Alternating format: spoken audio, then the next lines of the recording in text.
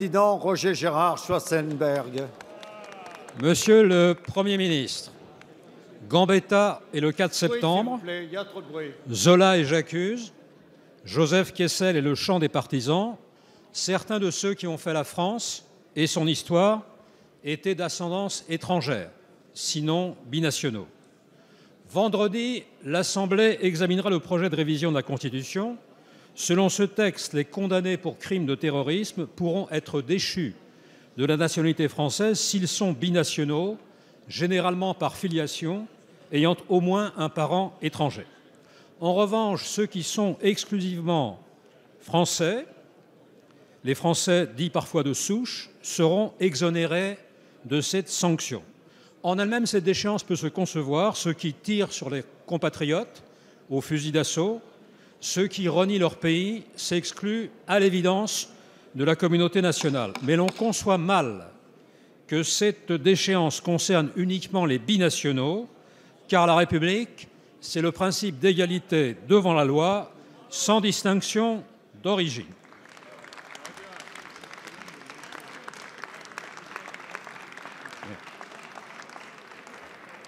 Donc, Monsieur le Premier ministre, je pense qu'il serait utile, par rapport à cette situation difficile, de ne pas établir une distinction entre deux catégories de Français, comme semble le faire le texte actuel, dans sa rédaction actuelle, qui peut sans doute évoluer.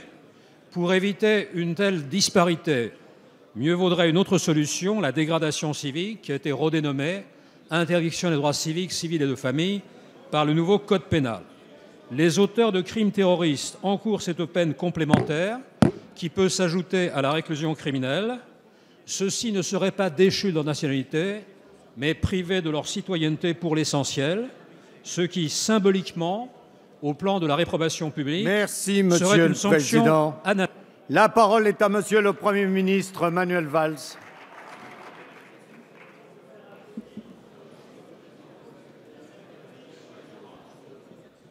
Monsieur le Président,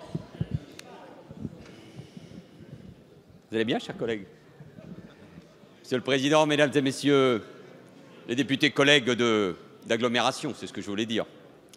J'entends sa voix et ses interpellations régulièrement. Monsieur le Président Schwarzenberg, nous vivons, la France, les Français, une situation particulière qui nous oblige. Les attaques terroristes que nous avons connues en 2005, les attentats qui ont été déjoués, le ministre de l'Intérieur le rappelle régulièrement, la vidéo postée par l'État islamique, par Daesh, ce week-end encore, rappelle l'état de menace qui pèse sur notre pays, sur nos compatriotes, mais aussi sur de nombreux pays. C'est ça que nous devons, et vous l'avez, avoir à l'esprit. En convoquant le Conseil des ministres dans la nuit du vendredi 13 novembre, en déclarant immédiatement l'état d'urgence, en rétablissant le contrôle aux frontières, en s'exprimant clairement devant les représentants de la nation à Versailles le 16 novembre, le Président de la République a non seulement pris la mesure de la situation, mais a voulu créer les conditions d'une union forte, celle des Français, à travers la représentation nationale face au terrorisme.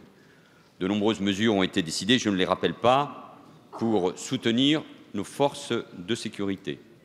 Des projets sont prévus, engagés, préparés de longue date. Je pense au texte de loi de procédure pénale et de lutte contre la criminalité, mais qui trouvera, je n'en doute pas un seul instant, des convergences constructives avec la proposition de loi préparée par le président de la commission des lois du Sénat, avec l'ancien garde des Sceaux, M. Mercier, parce que là aussi, nous pouvons avancer, je n'en doute pas, ensemble. Lutter contre le terrorisme, c'est bien sûr agir au niveau préventif. C'est agir en donnant plus de moyens aux services de renseignement. C'est agir en maintenant un niveau d'alerte particulièrement élevé. La révision constitutionnelle proposée par le chef de l'État devant le Congrès fait partie des réponses que nous devons apporter. Je veux le rappeler, il n'y a pas qu'un seul article, il n'y a pas qu'une seule mesure. Nous concevons l'inscription dans la Constitution de l'état d'urgence que nous allons vous proposer de prolonger pour 3 mois supplémentaires, prévu à l'article 1 de la révision, comme une garantie. Aujourd'hui, les motifs permettant le déclenchement de l'état d'urgence ou encore la nécessité de l'autorisation du Parlement pour toute prolongation au-delà de 12 jours relève de la simple loi. Désormais, ces deux garanties essentielles seront protégées par la Constitution. Vous évoquez la question de l'article 2, nous aurons le débat, relatif à la déchéance de la nationalité. Vous nous avez fait part de votre réflexion, il y a encore un instant, avec des rappels heureux, nécessaires dans notre histoire, et vous l'avez fait lors des rencontres organisées à l'Élysée vendredi dernier avec les principaux responsables politiques du pays et les groupes représentés au Parlement. Et je veux vous remercier chacun d'ailleurs pour votre contribution à ce débat. Je sais que vous avez vous-même beaucoup travaillé sur cette question et que votre analyse est toujours d'une extrême finesse.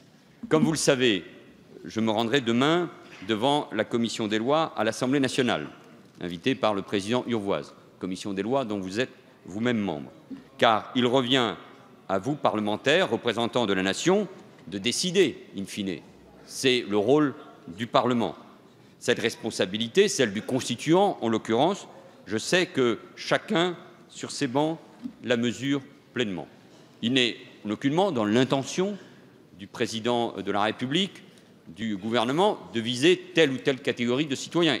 Je suis d'ailleurs à l'écoute de tous ceux qui peuvent se sentir concernés. Je veux rappeler uniquement, Monsieur le Président Schwarzenberg, que nous ne visons qu'une seule catégorie de citoyens, une seule, les terroristes, qui par leurs crimes, d'une certaine manière, déchirent le lien qu'ils ont pu établir avec la nation.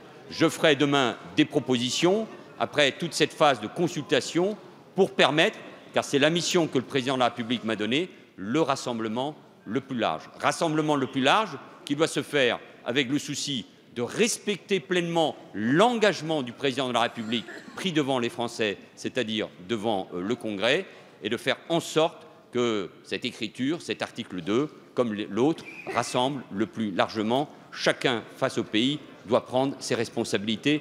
Moi, Monsieur Schwarzenberg, je les prendrai pleinement demain. Merci, Monsieur le Premier ministre. La parole est à Monsieur Daniel Fasquelle.